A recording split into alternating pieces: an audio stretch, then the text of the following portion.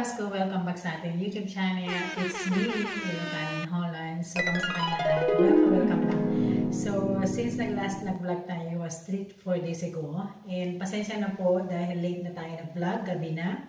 Dahil mga loves ko is today lang po dumating yung ating in-order. And gusto ko po ito i-open sa inyo, ipapakita sa inyo. And gusto ko po siya i-review.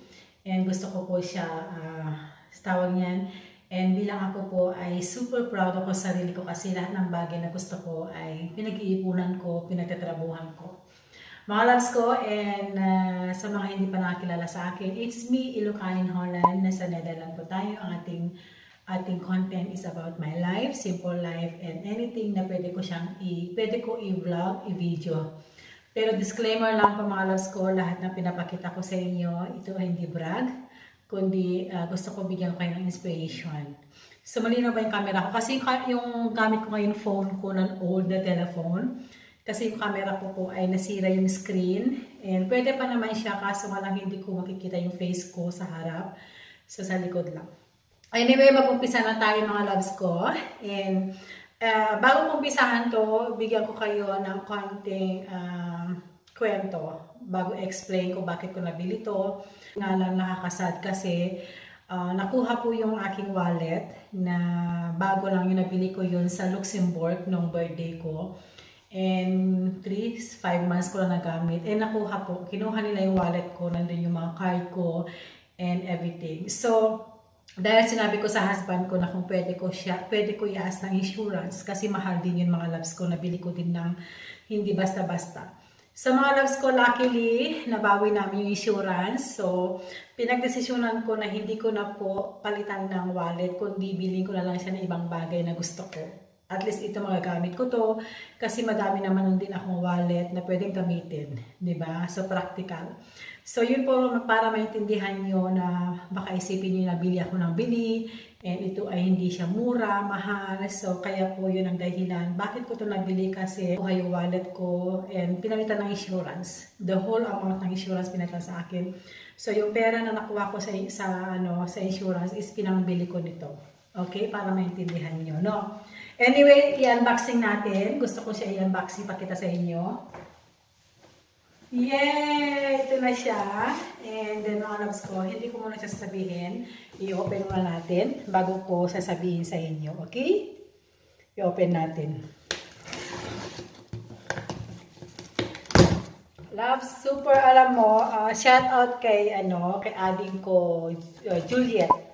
I-subscribe niyo ang kanyang channel, Mami Juliet. From Australia. And nakita ko sa kanya to and super grabe and super ganda. Sabi ko sarili ko maghahanap ako ng ganitong bag kasi napakaganda and napaka talagang vintage. Super vintage ang kanyang canvas mga loves. And then ito po ay grabe. Papakita ko sa inyo para makita niyo.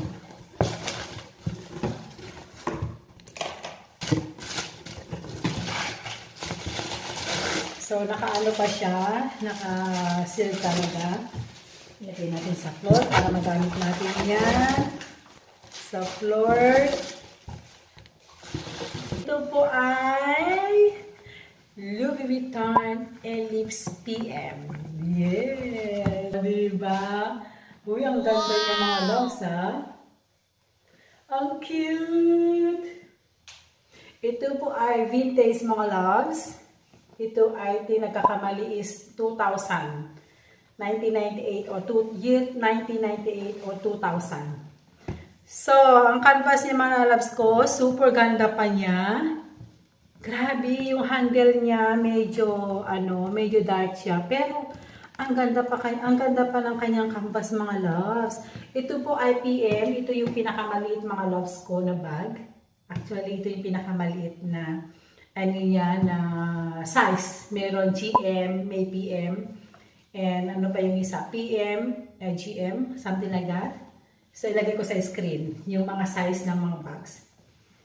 And meron siyang key. Hindi ko alam mga loves kung meron susi to. Parang wala ata. Oy, nagbigay siya ng dalawa. Oh, di ba free? Kasi nag-ask ako sa kanya para sa handle. Binigyan tayo ng dalawang ang ganda mga loves ko, ang ganda pa ng loob. Yan, napakalinis. Ito po dito po sa loob yung code ng bahir at code. Napakalinis mga loves ko, super linis. Wala siyang susi. Yeah, wala siyang susi mga loves. Kasi yung susi dito, nawala. Yung susi dito. Ang ganda pa niya mga loves ko. And yung kanyang zipper. Super, super lambot. Ibaba natin. Yan, yung zipper niya. Yan, ang ganda pa. Yung kanyang zipper is gold. Yan, super, super ganda pa niya. Oh. Ganda-ganda niya mga loves. Alam niyo mga loves, kaya nagustuhan ko itong bag na to is grabe ang ganda kasi vintage siya, pre-love. Napaka-cute, super cute. Diba? Kay ating Juliet. Kapsat Juliet, nakabili na din ako kapsat. Parehas na tayo. Yan. At saka itong mga loves ko, pwede itong lagyan ng straps. And may kabitan ng straps dyan. So, meron naman ako. Pwede kong gamitin yung sa akin na ginagamit ko. So, pwede mo siya. Napakaganda rin kasi tama lang yung size niya. Pag nakita nyo siya, maliit yung size. Pero, ang loob, ang laki, ang luwang. So, pwede ko lagyan ng organizer sa loob. Kasi marami naman akong organizer sa bahay. And, yeah, ang ganda pa niya. Super ganda pa niya mga loves. Wala pa siyang sira.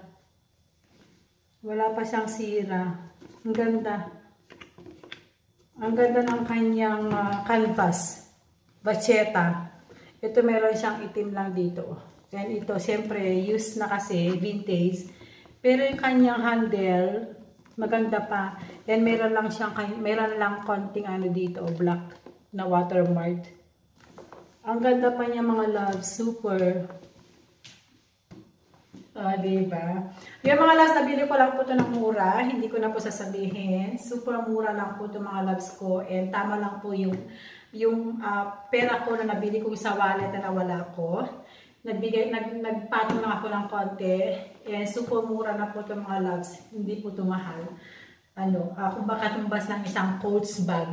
Pag bili ka ng Coach bag na pinakamahal, the same price. Kasi vintage po siya. Diba? Ang ganda niya mga loves ko. Super, super ganda. Yun. Tama lang yung liit.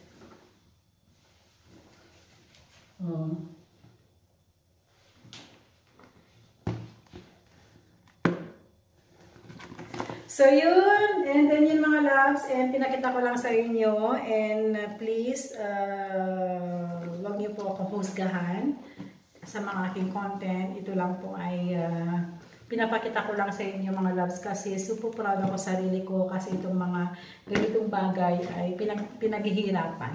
Diba?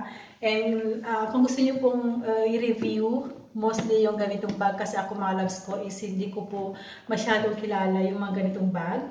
So mag-search na lang po kayo sa Google o manood kayo sa mga magagaling na mag-explain. Basta ako po is love ko tong bag na to. Ang ganda po ng kanyang quality, yung canvas niya, and yung shape niya, super ganda and grabe, hindi siya masyadong malaki.